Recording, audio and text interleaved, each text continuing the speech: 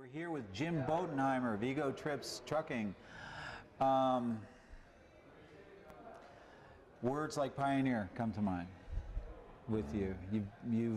You've been through a lot of different phases and turns of this industry, and tell us a little about the journey that you've had in this industry. Where did it come from? Where did you start?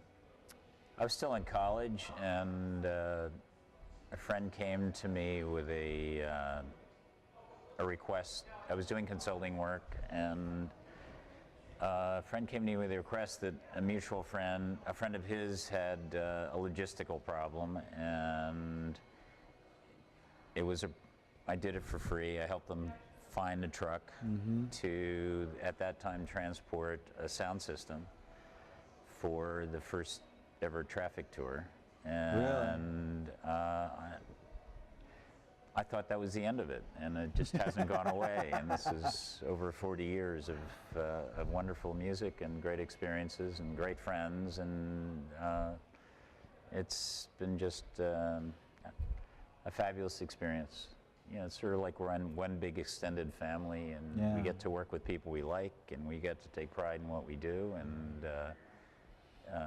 it feels really good when the shows get on every night on schedule, and you get to go to a show and you sit out in the audience and enjoy the music and enjoy the whole aspect of how fabulous a production can be, how creative all our people are, and how technological improvements have come through the years, and you feel the energy of the crowd, and then afterwards you get to spend time with the band and hear how they felt about the show or how they're feeling about the tour. So it's much more than just, I mean, we do trucks, buses, and airplanes for our clients, for those, you know, different things for different clients.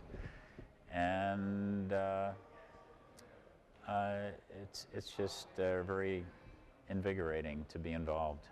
And you know, I don't know, it's the roar of the grease paint and the roar of the crowd and the smell, you know, whatever. No, the roar of the grease paint and the smell of the crowd. Yeah, Depending on the show. Depending on the show, whatever it is.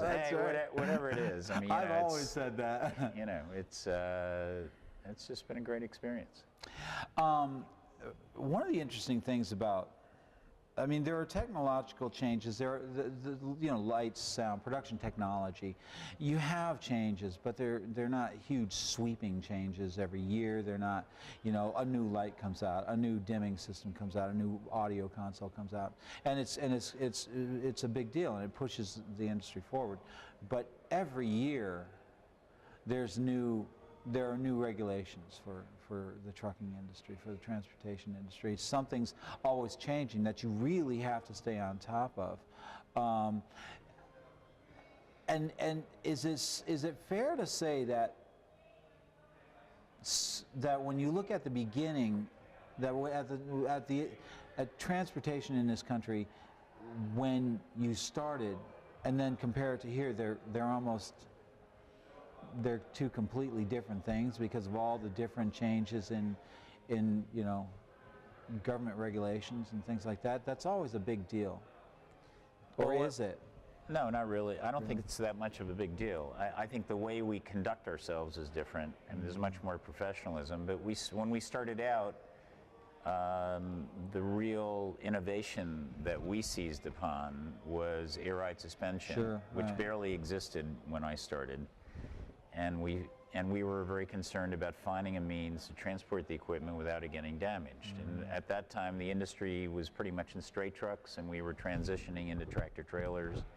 And initially, when we started with tractor trailers, we had damage. So then we found this air ride suspension, and that's really, if there's any technological change that occurred in the trucking side of things, it was that suspension, which then ultimately was adopted by buses also. Right.